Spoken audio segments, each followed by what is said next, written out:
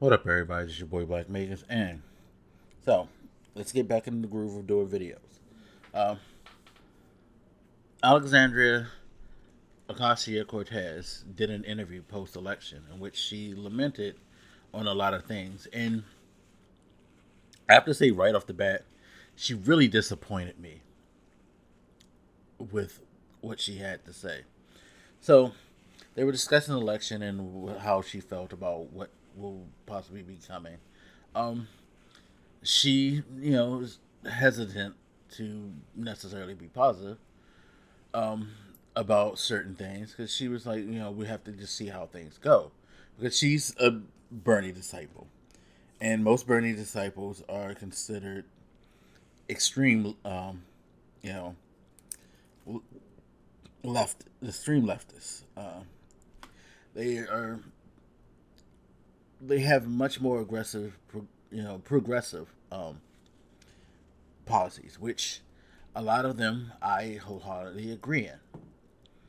But she started to talk about how she feels like she may not be able to get anywhere because she feels like she's still the enemy, or she's being treated like the enemy by other Democrats in the House. And then she started to lament on things like she didn't want to run because she was so stressed out by things because they're not doing the things that she want, and that the first thing that kind of caught me in a bad way was she was like, I really kind of only ran because I wanted to prove that it wasn't just a fluke, which totally unnecessary and totally not the reason to run for office.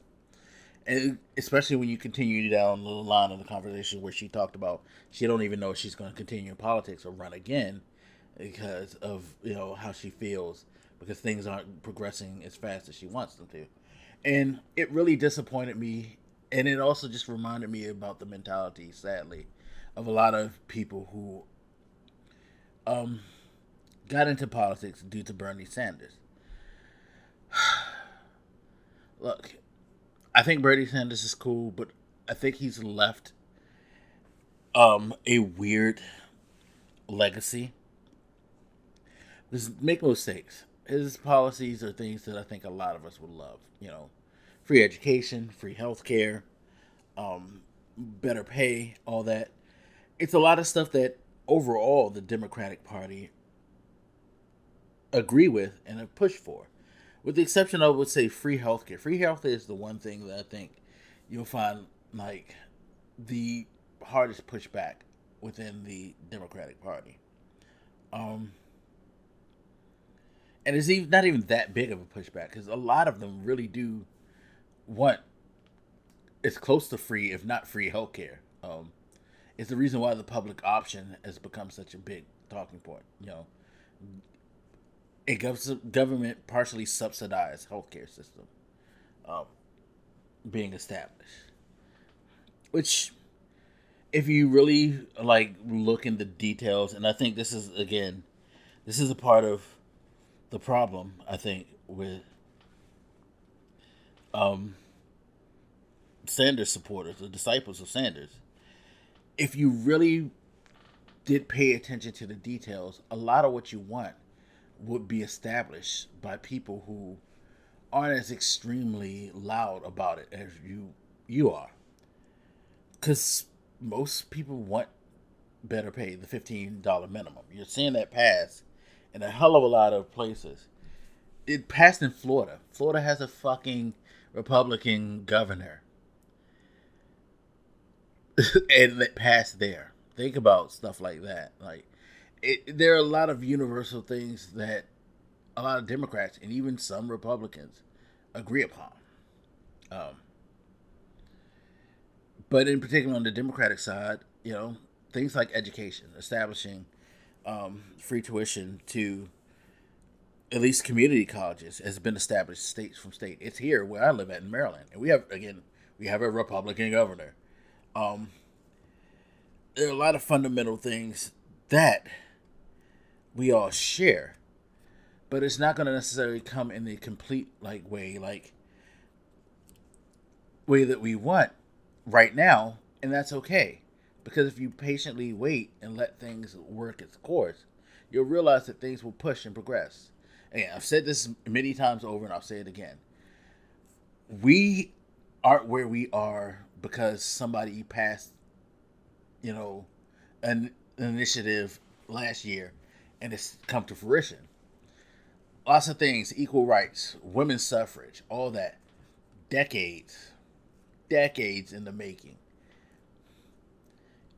So this impatient reaction and response from her that has her saying like, "I think I might quit," really, really bothers me because I think that she has the potential to go extremely far. I think she's very smart, and I think that she is capable of running for as high as office as president. I think that she could be a very, very impactful person. She's already impactful. Um, and she's only been in Congress for a few years. She could be even more if she stays the course and she learns. And she takes her time to know that there are certain things that you're going to have to adjust to, certain compromises that you're going to make to, as I've said before, push the rock along. And that's the problem that bothers me the most. And again, it's one of the things that bothers me the most with a lot of Bernie supporters. They don't like the idea of fighting a war of attrition. They don't seem to understand that politics is a war of attrition. That it's not just if I get elected, it shall happen. There are checks and balances, and there's discussions that need to be had to force it out. Look at the climate thing that she's working on with Biden.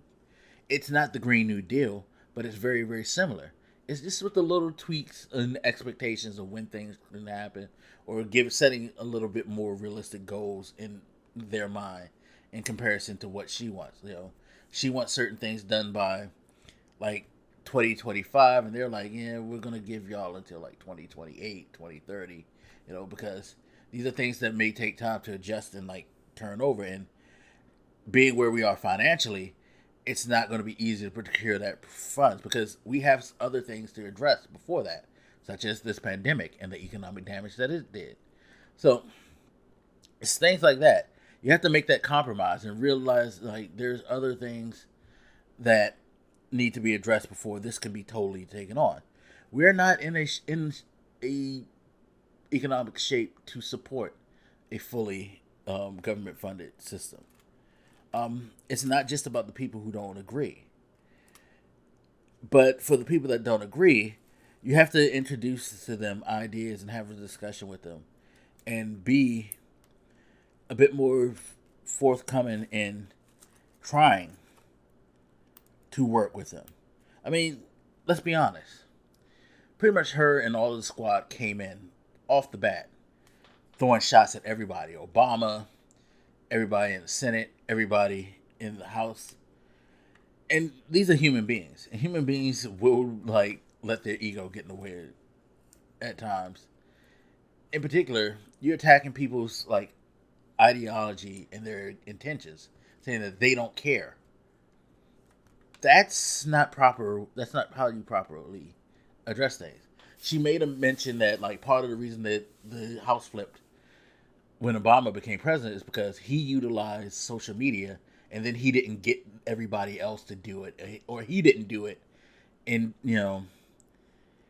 2010 for the congressional races. And it was like, well, no, he did do it. He used his social media. Obama's always used his social media tactfully. But the thing is, the other candidates didn't care for it, or they didn't want to use it. They didn't run proper races. So putting that blame on Obama is ridiculous. Because at the end of the day, everybody's going to run their campaign the way they're going to run it. He can support people, but he can't tell them how they should. He can't, at the end of the day, force them to effectively do things the way that he would. It's the same thing with Trump. We think that Trump is everybody doing what he wants, but they're doing what they want. Trump's just the loud and obnoxious person, and he's president, so we all assume that he is. But the influence, the way that things happen in Congress, the influence are made by discussions, deals, compromises, and things like that. And she doesn't. Her interview made me think that she's not built for that, which I don't believe. But that's the impression it gave, and that worries me because again, I think her, Ayanna Presley, Rashida Tlaib, Ilhan Omar, all of them are very, very good. I think that if they are willing to learn how to manipulate the system without feeling like they need to just run roughshod all over it, they'll all do incredible things. And they'll all get most of, if not all, of what they desire. But you got to learn how to to deal. You know, you got to take an L and regroup, find another way, a different approach of attack. You can't just sit there and let not getting what you want in the time that you feel should be done discourage you, because that's not how politics work. It's never worked that way. And it saddens me because it makes it seem like you really didn't grasp the situation as fast as I thought you would. So hopefully this is just her venting frustration. I would love for her to sit with somebody like an Elizabeth Warren or an Ed Markey, who are considered extreme progressives, but they've been around for years fighting. Why? Because they know how the system works, and they're willing to work within the system to continually push their agendas. They didn't run, they didn't fold, and they didn't, succumb to their frustrations. And I hope that she learns that. And I hope that they can sit her down, or someone can sit her down and kind of, establish that with her. Because I think she can do a lot of great things. And it would be a sad day if she quit, because it'll just be reflective of a lot of what a lot of us have said about Bernie Sanders supporters, which is if they can't get things the way they want, when they want,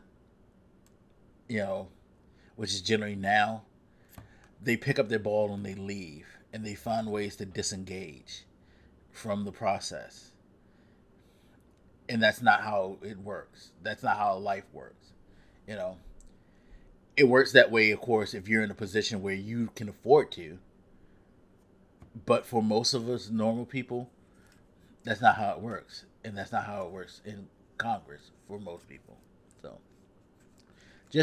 I just really, really hope that she gets over this feeling and just continues to learn and grow, because she could be president. She has that potential. She has the charisma, she has the charm, the personality, she has the intelligence. Just got to get better at dealing with the political landscape. That's just it. It's a war of attrition. The war of attrition. Anyway, as always, you guys, feel free to hit me up. Let me know what you're thinking. I'll holler at you later. This your boy Blak Makers, and I'm out. Deuces. This channel supports Extra Life in its efforts to raise money for the Children's Miracle Network. For more information about how to donate and join in their efforts, go to the link displayed here. Extra Life. Play games, heal kids.